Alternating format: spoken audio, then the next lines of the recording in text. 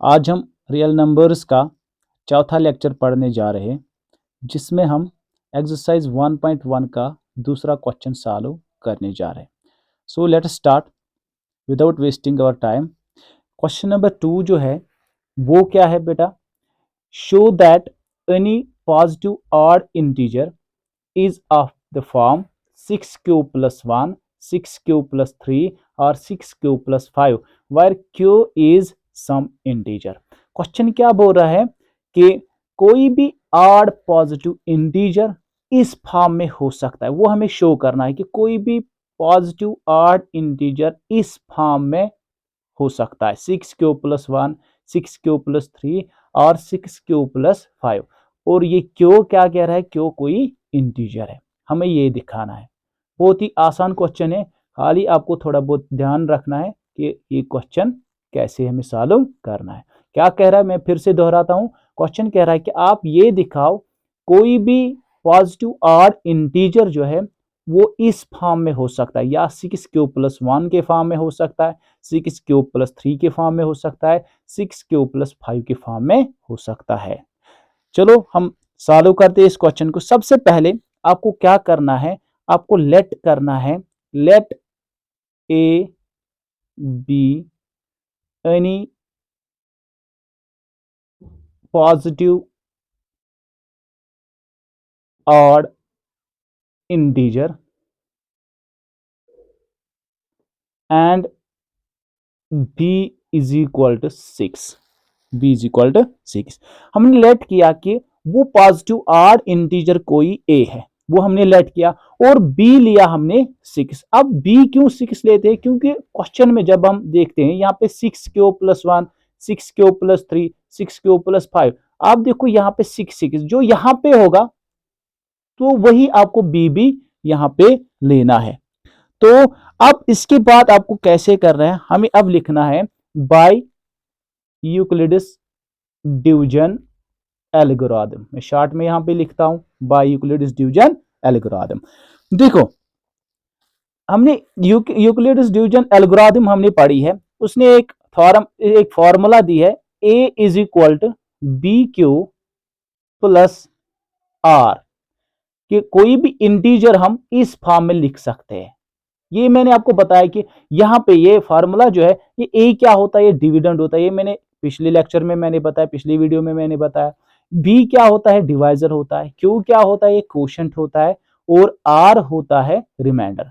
और उसके साथ साथ मैंने ये भी समझाया कि आर इज ग्रेटर और इक्वल टू 0। आर या 0 के बराबर होता है या 0 से बड़ा होता है, या ये भी साथ में इसने लिखा है but r is less than b. B जो है वो आर से बड़ा होता है। ये कैसे, ये मैं आपको समझाऊंगा। ये बी क्या होता है? डिवाइजर। डिवाइजर से ये आर जो है कभी भी डिवाइजर से बड़ा नहीं होता है, ये डिवाइजर से छोटा होता है। देखो अगर मैं यहाँ पे आपको दिखाऊंगा, 8 को मैंने 2 से डिवाइड किया है तो 2 4 जार 8, रिमाइंडर आया 0।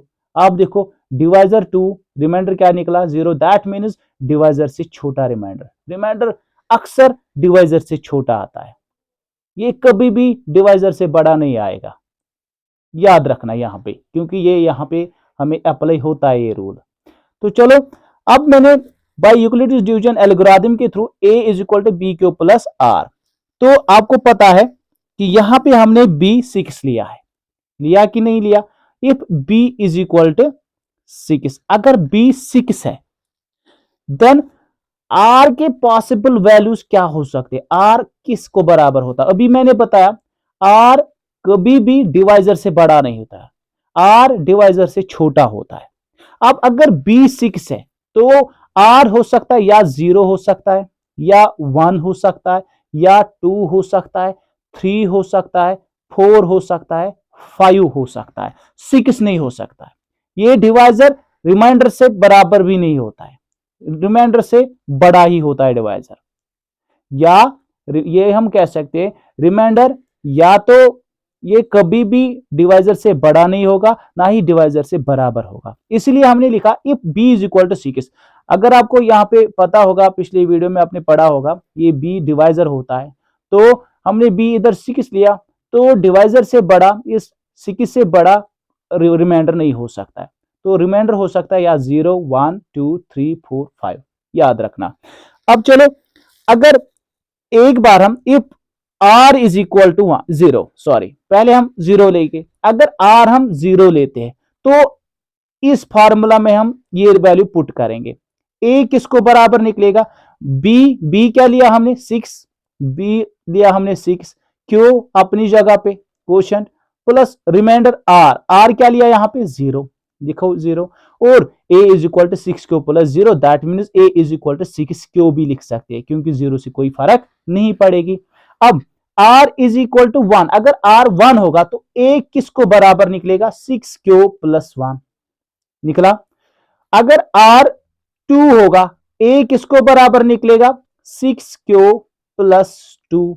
अगर r 3 हम लेते हैं तो a किसको बराबर निकलेगा? 6 क्यू प्लस 3 यही निकलेगा क्योंकि रिमाइंडर की जगह पे हमने ये दिया। ठीक, r अगर 4 होगा तो क्या निकलेगा? a is equal to 6 q plus 4। r is equal to 5, if r is equal to 5 तो a क्या निकलेगा? 6 क्यू प्लस 5। बस इतनी ही पॉसिबल वैल्यूज है r के। तो यहां पे हमने अब ये चूज करना है कि कौन ऑड नंबर्स हो सकते हैं इस फॉर्म में, इनमें से कौन ऑड हो सकते हैं, ये याद रखना। इनमें से कौन ऑड हो सकते हैं? देखो यहां पे 6 क्यू या 6 क्यू प्लस 0 या 6 क्यू खाली, ये 6 क्यू प्लस 2 और 6 क्यू प्लस 4, इनको हम रिजेक्ट करते हैं। क्या? वी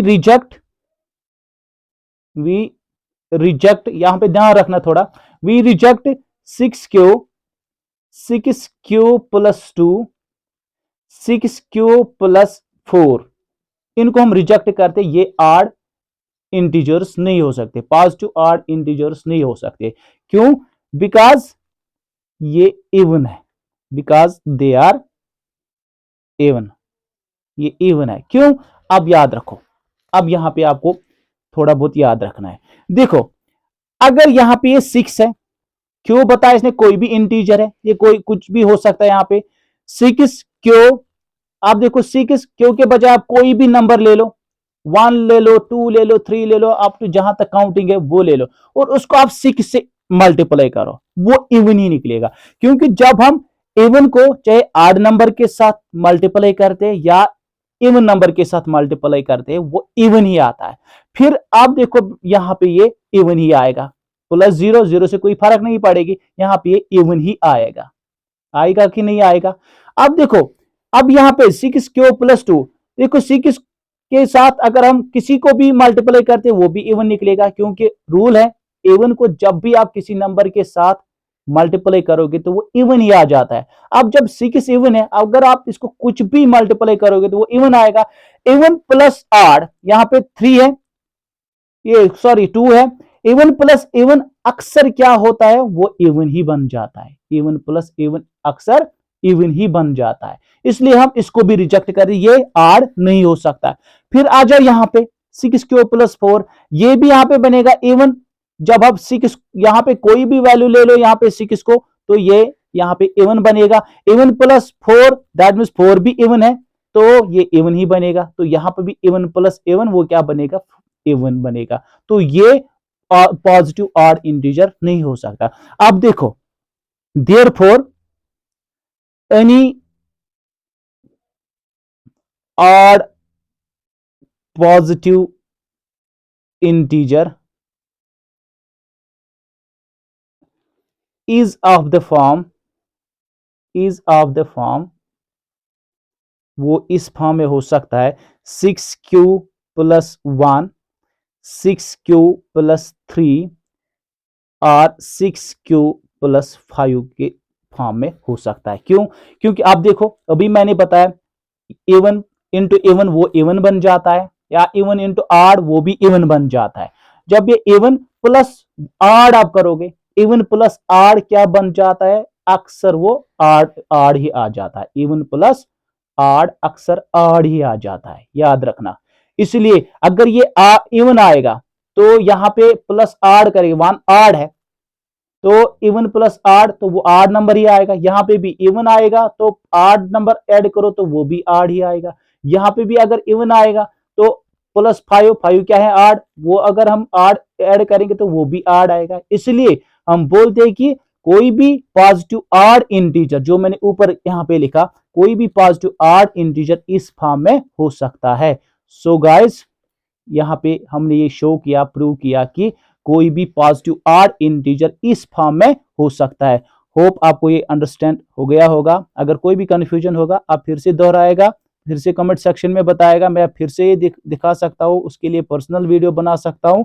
तो इस वीडियो को लाइक और शेयर करो, कमेंट भी करो साथ में अगर वीडियो अच्छा लगे। Thanks guys.